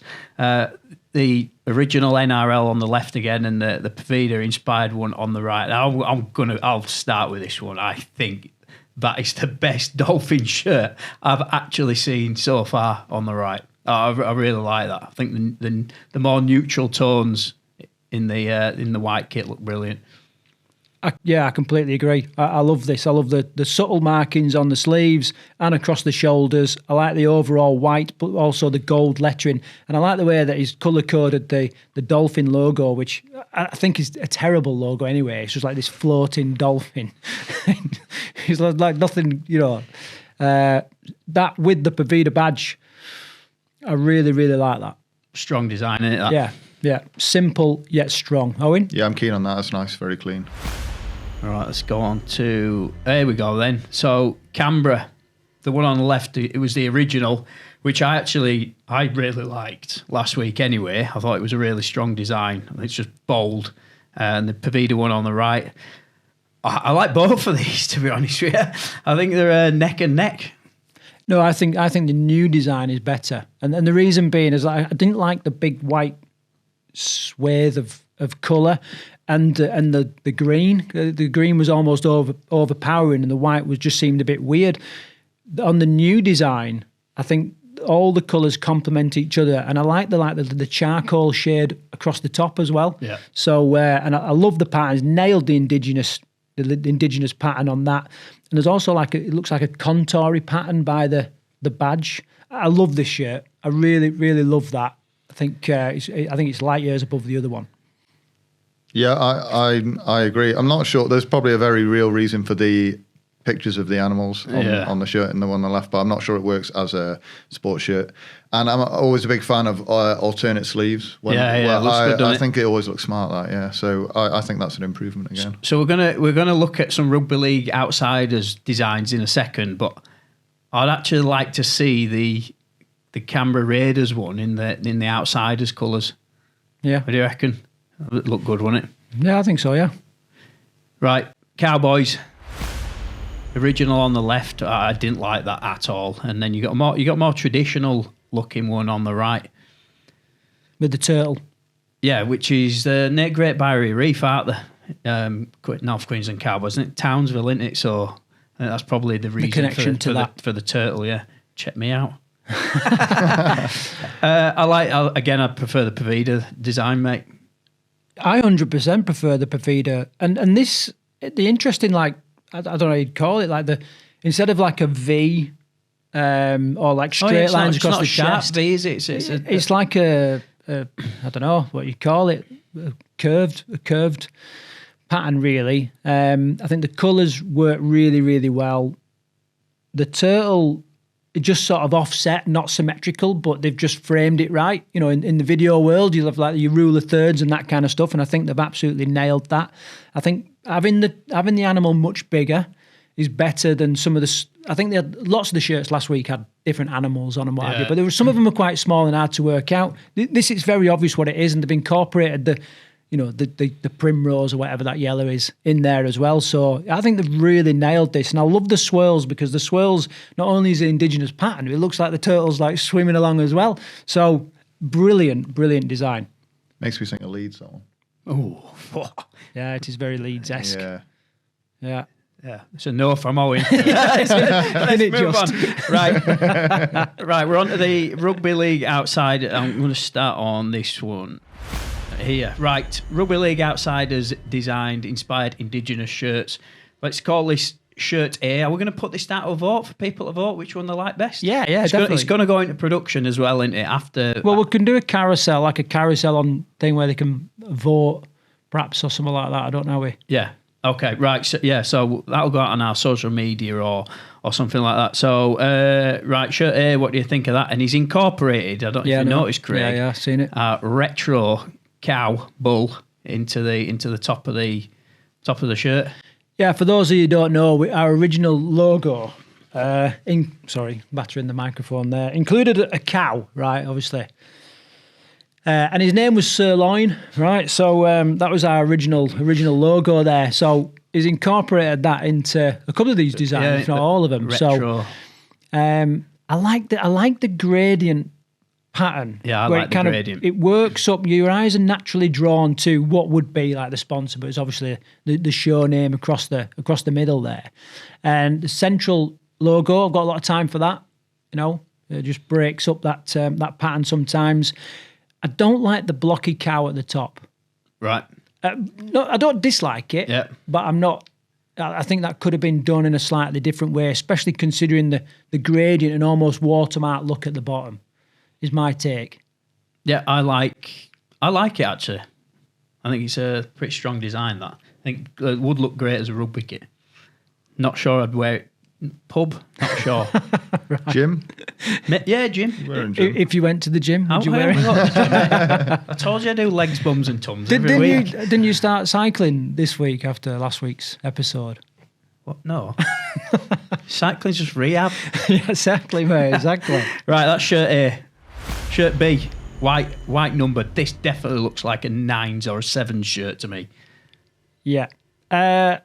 I don't know. I think if you put the similar kind of gradient on the bottom, then you've got a whole different shirt, and I like it. This one just looks a little bit washed out to me. Obviously, a lot of emphasis on the cow in the background. I quite like that. I quite like the cow. It's bold in your face. Yeah. Right, let's go on to C. Shirt C. So this is like a bit of a mix of styles, really, isn't it? Yeah, it is. And I like the, what would you call them, like the brush effect graphics on there. The cow looks just a little bit comedy to me, a little bit cartoony. It looks a bit tame, doesn't it? Yeah. You need to mean that up a bit, I think. Yeah, it looks like a female cow that's like chilling in the field. we weren't like a bulldog, like an aggressive. Yeah, Bradford bull. Right, and then shirt 4. Right, this is a belter. Yeah, so this is like very, very much our gradient graphics that we use. Indigenous pattern in the background at the top of the shirt. I might not be able to quite see it where I'm looking at the minute. With the Outsiders logo across the middle, I think that's very smart. Option C. I like the what do you call it? The thread. I like the double thread across the neck, and also the pink. What do you call it? Piping, I suppose, on the sleeves. Really like that. I love the gradient from the purple into the pink. It's a really stylish shirt, and it makes it. I think it's the right way around, going from the darker colour at the bottom up to the lighter colour at the top. I think it's a really classy shirt. I like it.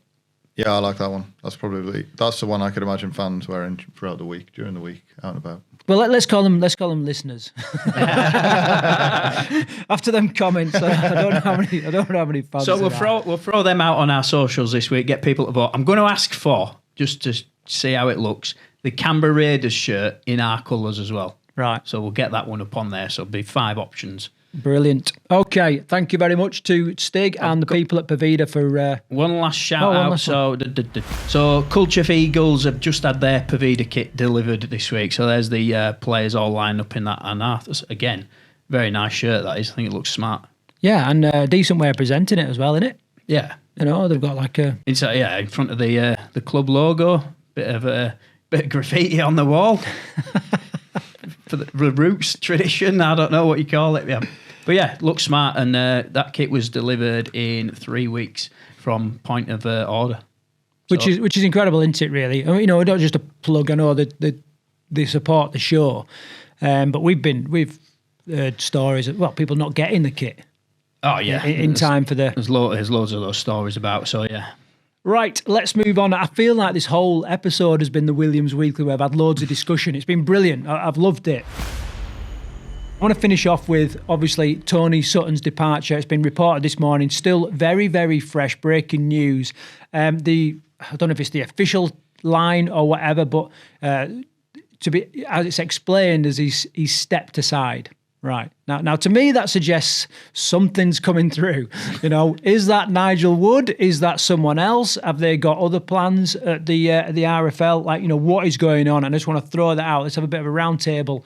Obviously, there's going to be a little bit of speculation here because there's going to be a lot of speculation, mate. Because we don't have much to say on it, information to go off at the minute. So, did I see this coming? Yeah, I probably did see it coming actually, especially with all the departures that we've had at the RFL. And I was surprised that Tony Sutton was still there. He's decided, I think, said by mutual consent. The article I read that he's decided to step down, step aside. I suppose you've got to look at the sport. I suppose it's with something like this is that he's heading up the sport, isn't it?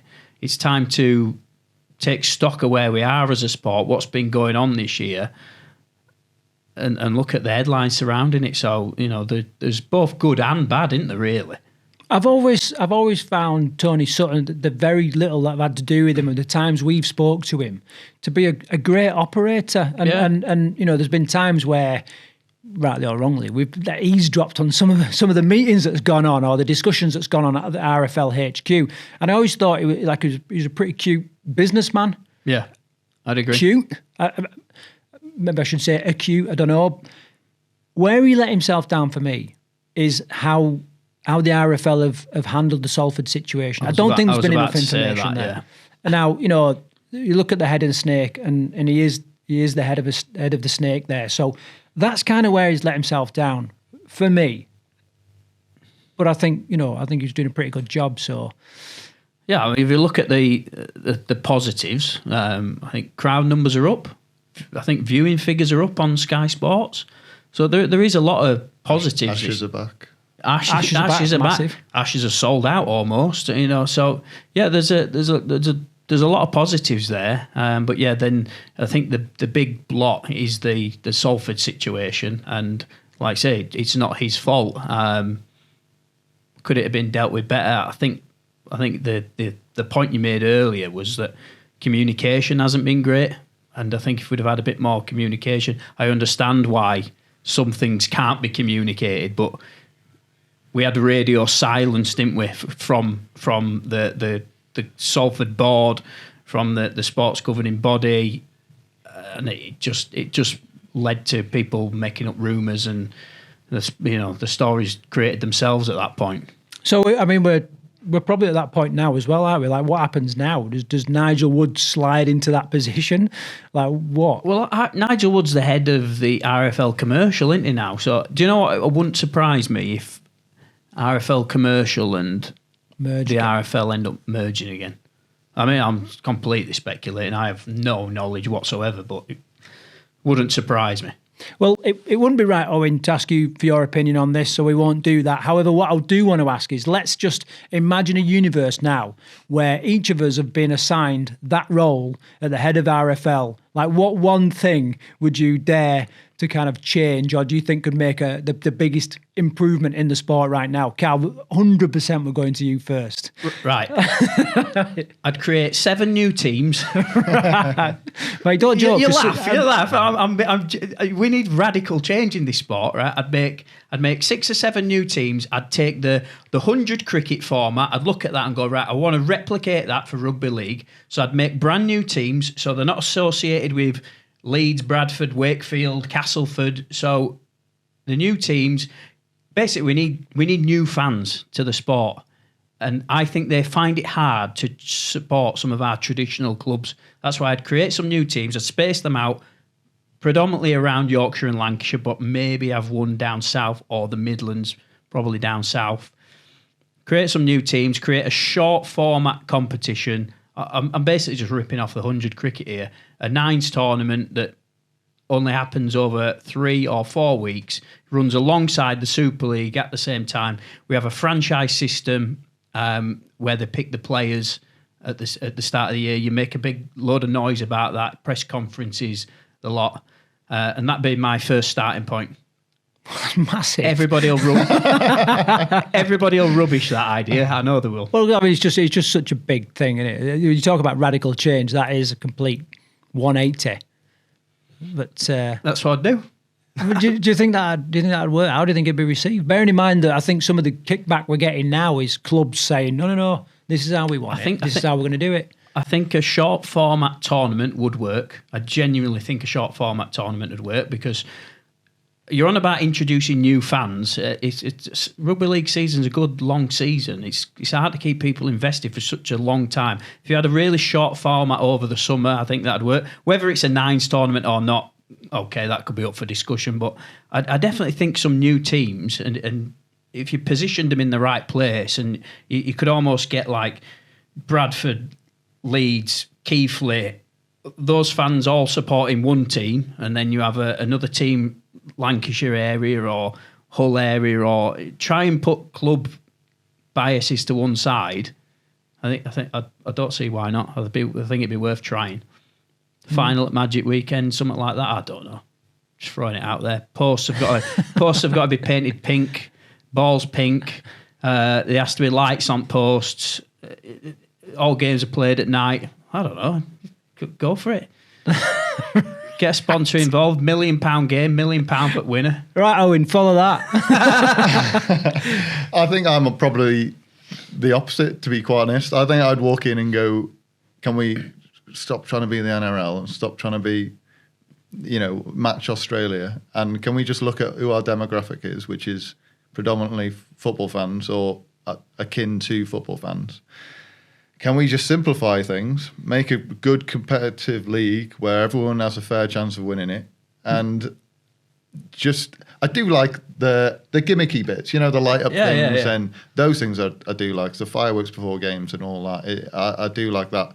But yeah, just concentrate on making competitive fixtures in a fair league, and make the prize of being the best even better than it was before, I guess. So you're going like a product first approach. Get the product right on the pitch. Yeah. Everything else will fall into place. I just can't understand why we keep looking overseas and going, right, what are they doing? Right, we'll just do that. And then not considering, well, will that even, does that suit our demographic of people who, Captain's Challenge has been the biggest bomb of the season, quite frankly, I think. Nobody enjoys it. I watch our lads on the field every week just sat like Well, players are gaming it as well, are they? Towards the end of the game, they're gaming it for that extra breather. Yeah. So I just don't think those things work. Whereas trying to just make fan experience a bit better, that's made fan experience worse. Yeah. So yeah. So, and you couple that with the video referee process. As well. Yeah. It's almost like a double whammy, isn't it? Yeah. So but I do like those when the lights go up on the cricket stumps. Yeah. It's I don't know why, but it's just cool, isn't it? We had them in rugby. Yeah. I think Wigan had them for one game. It might have been World Club Challenge against Penrith. I think they had the lighting up poster. I was like, that's cool. Never saw them again. Get them back. Well, I mean, one team this year that's actually done a great job. Kids loves that sort of stuff. Yeah, kids love it. And if you want to get kids in there, give them that kind of stuff. So Wakey have made a lot of changes though, haven't they? Across the whole club. Yeah. And some of it has just been a lick of paint. Other things been good signings, great coach, all that kind of stuff. So what things have you implemented, not you personally, at Wakey this year that you've seen, or you've had good feedback from the fans, both home and away fans? Well, we can't put enough bars in for them because we put a new bar in and then they say there's not enough bars, and then Matt's put in another one. Yeah, but is that down to like time to get served, or? I think so, yeah. But like we've gone up average attendance over 2,000, I think. Do you know what I mean? So there's just more people there. So, but certainly the fireworks are popular. We've had T-shirt cannons and stuff like that, and it works with the kids. The fan zone has grown. So I think all those sorts of little things, I would like to see a bit more midweek media, a bit more, really building on whatever storyline it is. Vince McMahon wrestling style. Yeah.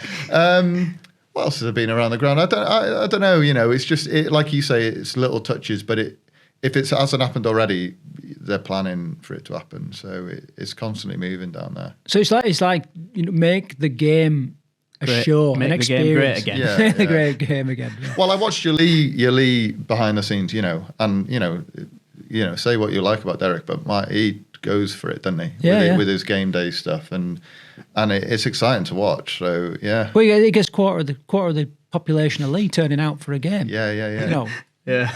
Just show me another town. The only people that don't go are either too old or too young. Or Wigan fans. Yeah. The Wigan fans, because they've been the top team in that area within that region for such a long time. So for me, I'm much more aligned with yours, Owen. There's a couple of things that absolutely must go. Loop fixtures is one of them. They're going anyway. Yeah, I know, yeah. So I'd definitely force that through, really quick. I'd definitely be encouraging teams to be making more collaboration, like get together, share ideas, let's all grow together, right? Instead of this I don't know if it really is closed shop or working in isolation, all that kind of stuff. Like we need collaboration, not just with the clubs, but also the broadcasters, alternative media. Get everybody in, sharing ideas and working together. Get some agreement there. Get alternative media creating rivalries. Yeah. Mate, I could create some rivalries quite easily. You have. I'll tell you what we need. Do you know Angry Gingers? No. And I know a couple of Angry Gingers. Do you know Steve Bracknell?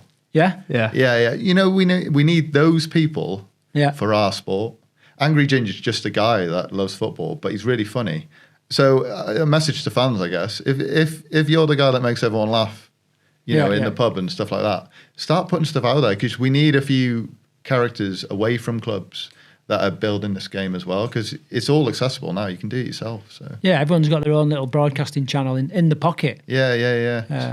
So yeah, that's a good idea. Yeah, and therefore, an option would be for the RFL to start encouraging that. I mean, they did. I think the Americans, when Vegas was happening, they put a shout out, didn't they? They basically said, look, we want American creators to create. Just a free reign. American creators create a promo for this event. The winner will get these tickets, access to this, you know what I mean? And we'll use your video in the promo. Yeah. It's epic, isn't it? Yeah. It doesn't cost you nothing. Really. Well, I was about to say, Chad, if you are listening, start putting this stuff out, mate. Put it on socials or something, and because it's highly entertaining. So yeah, stuff like that. It's coming, mate.